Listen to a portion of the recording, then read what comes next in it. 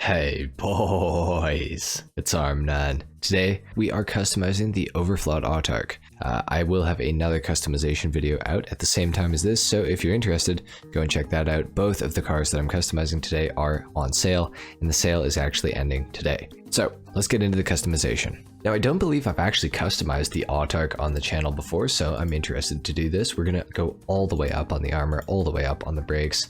For the bumpers, we do have front and rear options. Now, I do feel like because the Autarch is kind of a track toy, sort of race car type vehicle, that we're going to go for some pretty extreme modifications with it. I think that I'm probably going to go for the primary GT with canards, or maybe the GT bumper with canards. Let's go for the GT with canards because it's got more carbon, so I like that. We'll go for the primary carbon rear diffuser. Actually, you know what? No, we're going to go stock. We're going to go stock on that. For the engine, we're going to go all the way up, of course. For the exhaust, we do have quite a few different options here.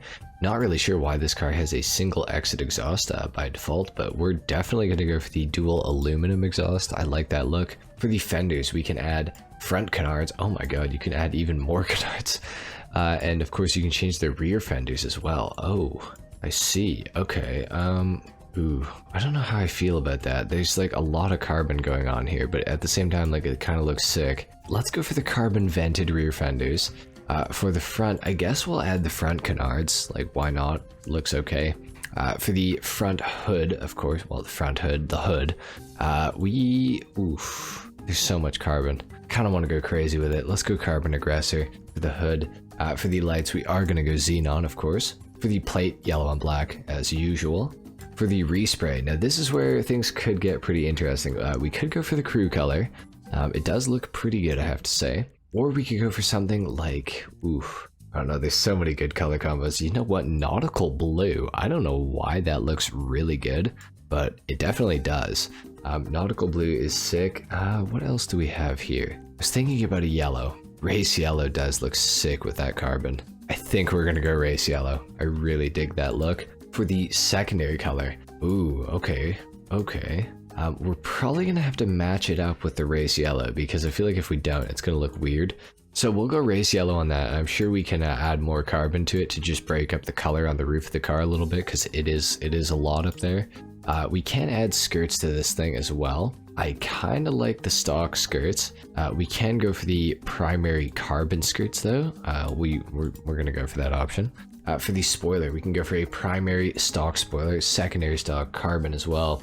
We get the carbon raised. What? Why have I never seen that spoiler before? That looks absolutely insane. The primary raised spoiler is what? Why have I never seen these before? These spoilers are nutty. These are actually really sick. Okay. I am really impressed with the look of the aggressor spoiler, and I'm also really impressed with the look of the carbon raised spoiler, or the primary raised. We're gonna go for the primary raised because it adds a little more yellow to the back and also some carbon to the roof, so we'll go for that. For the suspension, all the way down, of course. Transmission, all the way up as well, the turbo as well on top of that. And for the wheels, I think we gotta add more carbon, so we gotta go for the cheetah carbon R's as well. We should probably go for a bit of a yellow. Let's go for race yellow for the wheels, just to accent them a little tiny bit. This thing's looking pretty mean. Let's black out the windows as well. This thing is looking crazy. Honestly, like, there is a lot of carbon. I'm not sure that I 100% like love it, but I am pretty happy with it, I have to say. I think that it does look pretty good. So you know what? That's pretty much it for the customization. It's time to take this thing down to the ground, and we're going to do a sound test and a full review of the car. All right, now this thing is the Overflod Autarch, so it's probably going to sound pretty good. Let's have a listen.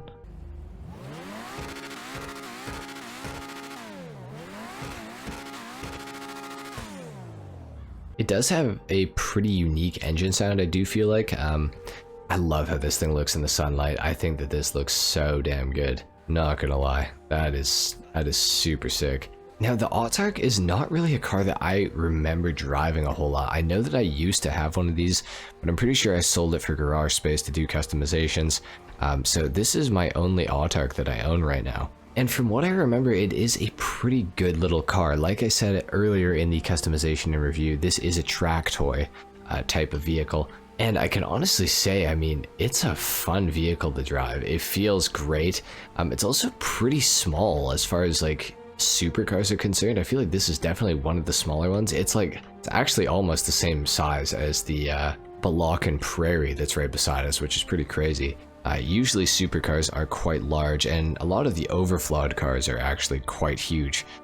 So this is definitely, I think this is definitely the smallest Overflod car to start with. So, you know, that is a bonus. You're going to be able to weave in between traffic a little easier with this thing in comparison to something like the Tyrant.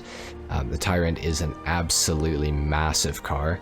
So this thing is a step up from the Tyrant, I would say, and it also doesn't have engine resistance, so that's another like huge bonus. I can honestly say the handling on this vehicle feels absolutely awesome. Probably my favorite feature about it so far.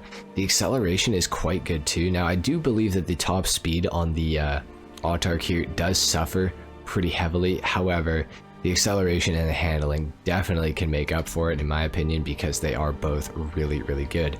Now, this thing is rear-wheel drive. I am about 90% sure. Let's actually test that. I'm actually curious now that I mentioned that. Let's see. Let's see if we can jam it up against a rock here. Maybe it is actually all-wheel drive. Hold on now. No, it's rear. It's definitely rear only. That makes sense. I was gonna say it definitely feels like a rear-wheel drive. It almost handles like it's an all-wheel drive car though. Like, it's very planted. It's got great downforce. Like, it feels kind of similar to the Wagner. Not quite as good, but definitely similar.